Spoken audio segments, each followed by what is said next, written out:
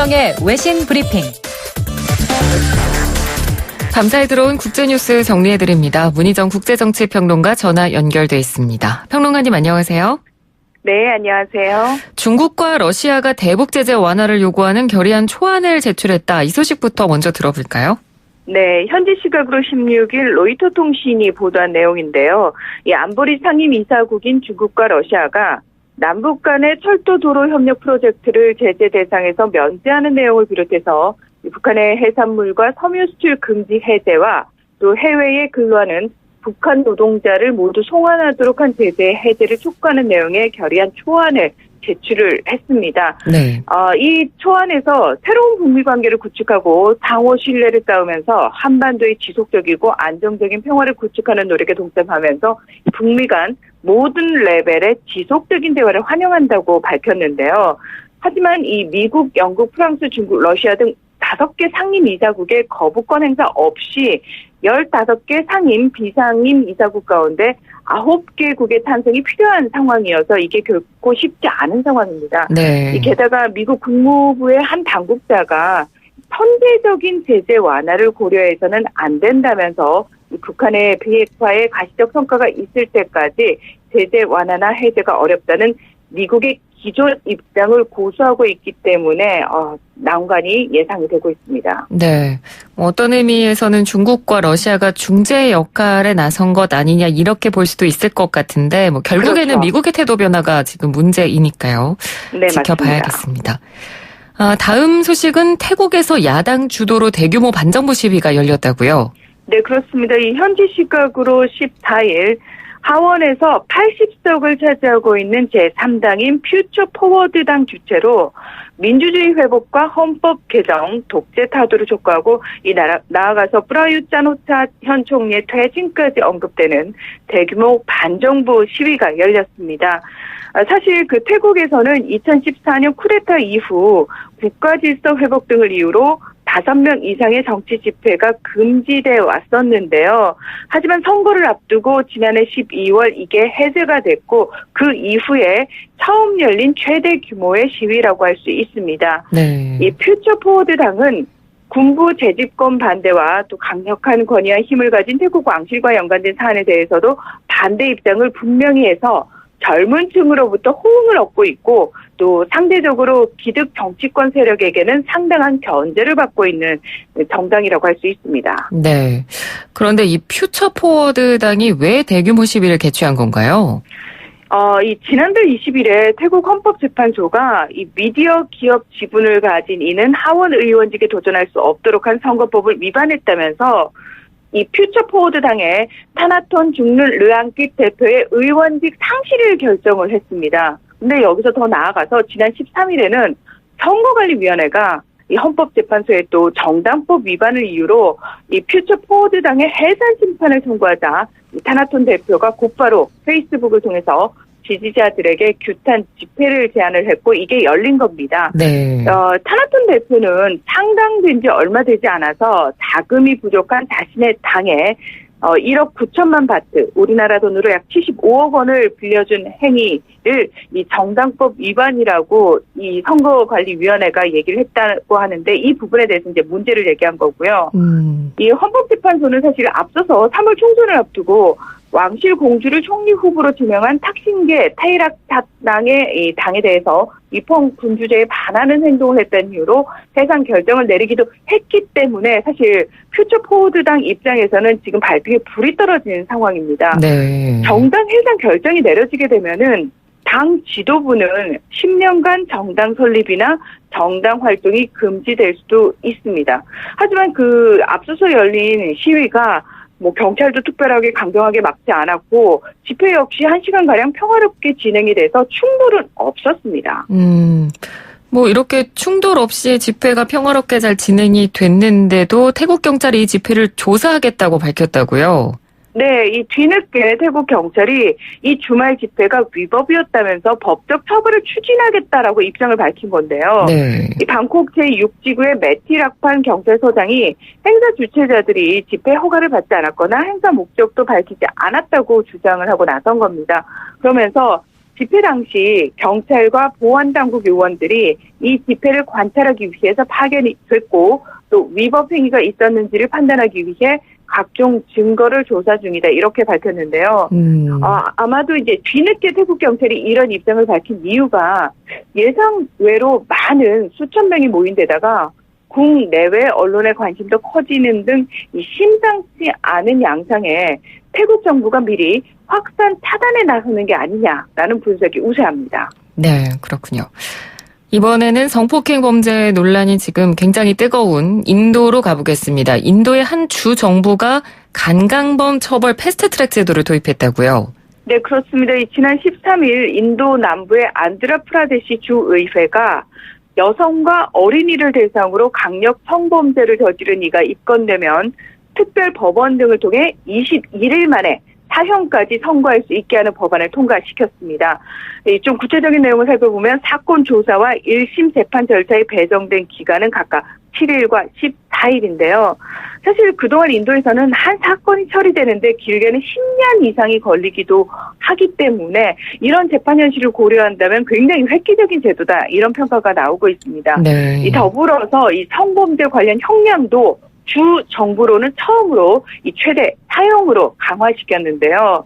이 시간에도 저희가 몇 번 전해드린 것처럼 최근 전국 곳곳에서 잔혹한 성범죄가 불거진 인도에서는 성폭행 근절을 요구하는 시위가 들불 번지듯 확산하면서 이 성범죄자들에게 강력한 처벌이 필요하다는 목소리가 점점 더 커지고 있는 상황입니다. 예. 하지만 지난해 인도 정부는 이 성폭행 사건들을 패스트트랙으로 전담할 특별법원 1000곳을 개설하겠다라고 약속을 했지만 이 약속이 제대로 지켜지지 않았고요. 이 상대적으로 지금까지도 정부 차원의 강력한 대책도 나오지 않는 상태여서 불만이 상당히 고조되고 있기도 합니다. 네. 획기적인 제도인 만큼 좀 잘 정착이 됐으면 좋겠고요. 네. 지난 12일에 조기 총선이 치러진 영국에서는 이 보수당이 그때 굉장히 압도적으로 승리를 했었는데 맞습니다. 이 스코틀랜드의 독립투표 논란이 또다시 재점화되고 있다는 내용이 또 있네요. 네, 그렇습니다. 이 보리스 존슨 총리가 이끄는 보수당이 하원 650석 가운데 과반을 훌쩍 뛰어넘는 364석을 차지해서 단독 정부를 구성할 수 있게 됐고요. 따라서 내년 1월 말까지 무조건 브렉시트를 강행하겠다 이렇게 밝힌 상태죠. 예. 근데 문제는 영국이 브렉시트를 단행하면 독립해서 EU에 남겠다는 입장을 선명했던 스코틀랜드 국민당이 이 총선에서 스코틀랜드 지역의 59석 가운데 48석을 획득하면서 분리독립을 위한 제2의 주민투표 얘기가 공식화되고 있다는 사실입니다. 네. 이 현지 시각으로 15일 니콜라 스터전 스코틀랜드 국민당 대표 겸 자치정부 수반은 공영 BBC 방송의 앤드루 마쇼에 출연해서 스코틀랜드의 의사에 반해서 영국 연방에 감금할 수는 없다면서 이 존슨 영국 총리 등 영국 정부의 반대에도 불구하고 분리독립을 위한 주민투표를 추진하겠다고 밝혔습니다. 이 앞서서 존슨 총리는 총선 바로 다음 날인 13일에 이 스터전 대표와의 통화에서 스코틀랜드의 제2의 분리독립 주민투표 추진에 반대한다는 입장을 분명히 전했고 사실은 이에 대해서 스터전 대표가 방송을 통해서 대답을 한 셈이라고 할 수 있습니다. 네. 예전에도 스코틀랜드에서 분리독립을 위한 투표가 실시가 되긴 했는데 부결된 적이 있었죠? 네, 그렇습니다. 사실 스코틀랜드 같은 경우에는 1707년에 영국 연방에 합류를 했는데요. 지난 2014년 분리독립 주민투표를 시행했지만 독립 반대 55.3, 찬성 44.7%로 부결됐습니다. 네. 근데 이때 상황은 사실 브렉시트가 결정되기 전이었고요. 근데 스코틀랜드는 그 이후 투표 2년 후에 실시된 브렉시트 국민투표에서 62%의 주민들이 브렉시트를 압도적으로 반대했기 때문에 네. 브렉시트를 완수하겠다는 영국 연방에 남아있을 이유가 없다는 목소리가 지금은 더 힘을 얻고 있는 상황입니다. 이 법적으로 유효한 독립 주민투표를 하기 위해서는 이 영국 정부의 사전 승인이 필요한데요. 2014년에 투표가 가능했던 것도 이 2012년 데이비드 캐머런 당시 영국 총리가 투표에 합의했기 때문입니다. 또 앞서서 2017년 3월에 스코틀랜드 의회가 이 중앙정부의 독립주민투표 승인을 공식 요청하는 발의안을 통과시킨 뒤 이를 당시 이 테리사 메이 영국 총리에게 정식 전달했지만 메이 총리는 이를 거부해서 그때는 투표가 이뤄지지 않았는데요. 보수당 정부는 여전히 이 스코틀랜드 독립이 부결된 지난 2014년 국민투표 결과를 준수해야 한다는 입장이지만 그동안 이 분리독립에 반대해온 스코틀랜드 지역의 유력 정치인들 역시 이제는 상황이 달라졌기 때문에 스터전 이 대표의 분리독립 주민투표 추진을 지지하고 나선 상황이어서 이 논란은 가속화될 전망입니다. 네. 이번 또 영국 총선에서 노동당이 굉장히 참패를 했기 때문에 노동당 내부에서도 그렇고 좀 분위기가 심상치 않을 것 같은데 어떤가요?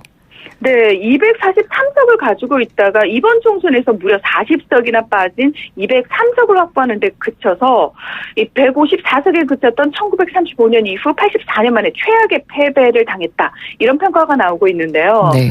이 사실 노동당 붉은 벽으로 불리면서 전통적 강세 지역이었던 석탄, 철강 제조, 밀집 지역, 잉글랜드 중국부의 여러 지역구를 보수당에 많이 내줬습니다. 이 제러미 코빈 대표는 일간 가디언지 일요판인 옵서버 기고문을 통해서 우리는 심하게 패했다면서 개인적으로 책임감을 느낀다면서도 성찰 기간을 거친 후 물러나겠다는 입장을 분명히 해서 내년 3월 말까지 당을 이끌 예정입니다. 이 코빈 대표는 만약 브렉시트가 이번 총선을 지배하지 않았다면 노동당이 승리하고 자신은 총리가 됐을 것이라면서 존슨 총리와 보수당의 브렉시트 완수 메시지는 정직하지 못한 사기였고 곧 거짓임이 드러나면서 정치에 대한 신뢰를 더 훼손시킬 것이다. 이렇게 여전히 비판을 했는데요. 한편 그 노동당 내부에서는 사실 선거가 끝나자마자 이 코빈 대표에 대한 굉장히 불신임 얘기가 굉장히 많이 나왔습니다. 네. 네. 그래서 후임 지도부 선출 선거에 지금 돌입한 상황인데요. 다음 달 7일에 시작이 되고요. 현재 유력 후보 7명이 거론되는 가운데 6명이 여성 후보입니다. 네. 노동당은 이번 총선에서 전체 당선자의 절반이 넘는 104명의 여성을 당선시켰고요. 그리고 영국 하원 전체 650명 중에서도 여성은 역대 최다인 220석을 얻었습니다. 네. 자, 이제 마지막으로 이탈리아 소식입니다. 일명 정어리 때 집회가 번지고 있다. 이런 내용인데요. 어떤 네. 소식인가요? 이 최근 한 달 동안 이탈리아에서는 극우주의에 반대하는 시민들의 자발적인 참여로 이루어진 풀뿌리 시민운동 정어리 때 시위가 수도 로마까지 상륙하면서 전역으로 확산이 됐는데요. 그러니까 이탈리아 요리에 자주 쓰이는 생선으로 한 마리의 크기는 작지만 위험이 닥치면 무리를 지어서 대열을 형성해 이 덩치 큰 물고기와도 맞서는 정어리처럼 다수 시민의 힘을 보여주자는 취지로 시작된 운동입니다. 네. 처음 시작은 그 이탈리아 북동부 에밀리아 로마나주 볼로냐 출신의 30대 4명이 SNS를 통해서 집회를 처음 제안을 한 건데요. 지난달 14일에 볼로냐에서 10,000명이 넘는 시민들이 참여한 것을 시작으로 지난 14일에는 약 10만 명의 시민들이 로마의 산조반니 광장에 모였습니다. 이 정당이나 시민단체에 관여 없이 오로지 시민들의 자발적 참여로만 이루어졌다는 것이 특징이고요. 시민들은 각양각색의 정어리를 그려놓은 플래카드 또 포스터 등을 들고 시위에 참여했습니다. 네. 이렇게 시위에 참여한 이유를 좀 간단하게 끝으로 설명을 해주신다면요. 내년 1월 26일에 이 에밀리아 로마냐주 선거가 있는데요. 네. 이때 이제 마테오 살비니 대표가 이끄는 극우 성향의 정당 동맹이 세를 확산하는 것을 막기 위해 나선 겁니다. 사실 지금 현재 여론조사에서 동맹이 지지율 34.5%로 1위를 기록하고 있기 때문에 지금 그 시위에 나선 시민들은 어떻게 해서든 더 이상 극우 성향의 정당이 득세하지 않도록 막기 위해서 힘을 합치고 있다. 이렇게 볼 수 있습니다. 네, 알겠습니다. 오늘 소식 잘 들었습니다. 고맙습니다. 네, 고맙습니다. 지금까지 문희정 국제정치평론가였습니다.